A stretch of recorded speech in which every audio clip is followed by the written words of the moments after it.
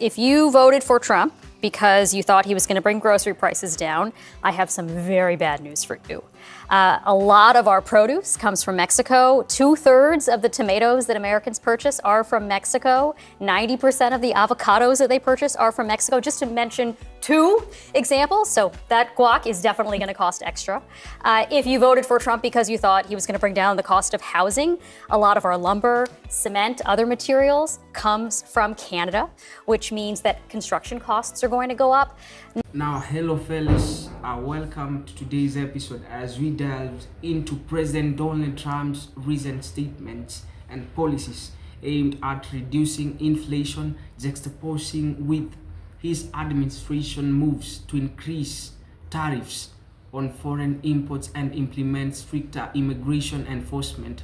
I want to delve into one of your signature promises on the campaign trail, which was to end inflation, to lower prices. You are now proposing tariffs against the United States' three biggest trading partners. Economists of all stripes say that ultimately consumers pay the price of tariffs. I don't believe Can it. you guarantee American families won't pay more?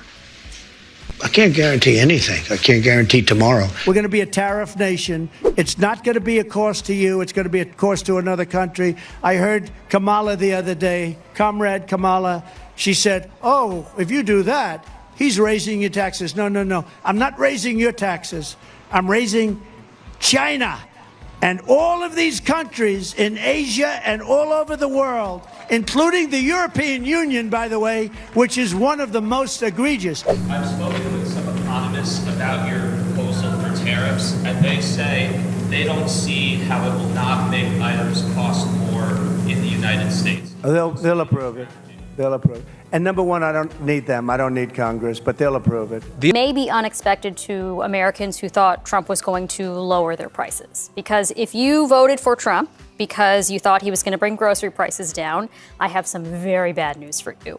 A lot of our produce comes from Mexico. 2/3 of the tomatoes that Americans purchase are from Mexico. 90% of the avocados that they purchase are from Mexico, just to mention two examples. So that guac is definitely going to cost extra.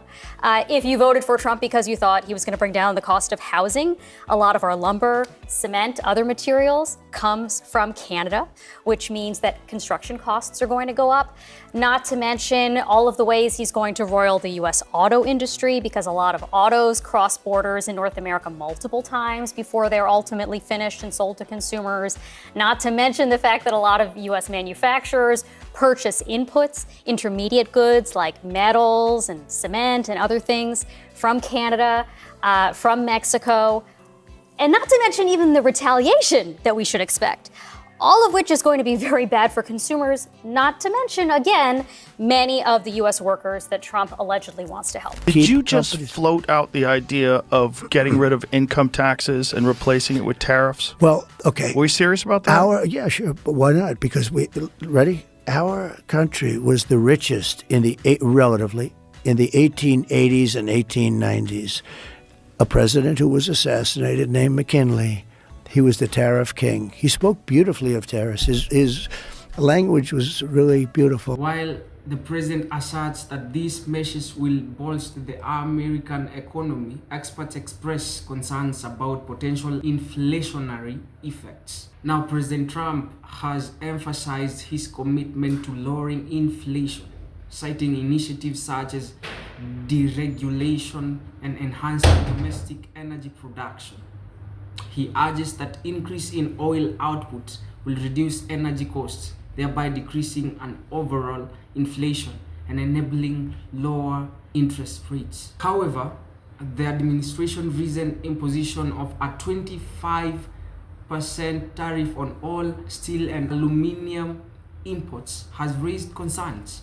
These tariffs intend to protect domestic industries, may lead to a higher cost for American manufacturers reliant on these methods, potentially resulting in increased prices of consumers. Maybe President Trump may be thinking that he's in the run to make America great again, but find himself in making America lose its significance as a superpower nation.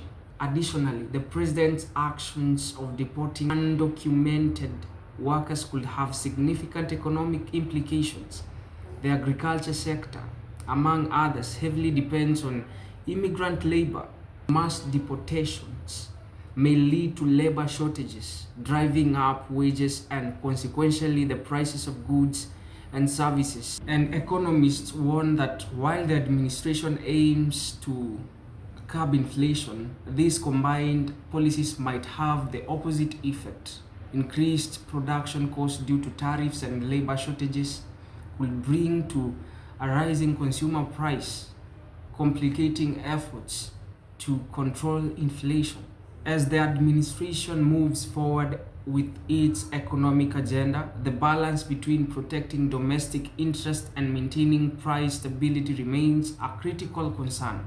The interplay between policy measures and economic outcomes will be crucial in the coming months. We encourage our viewers to stay informed as these developments unfold. Now, thank you for your time, and if this is your first time in this channel, we urge you to subscribe and also give it a thumbs up.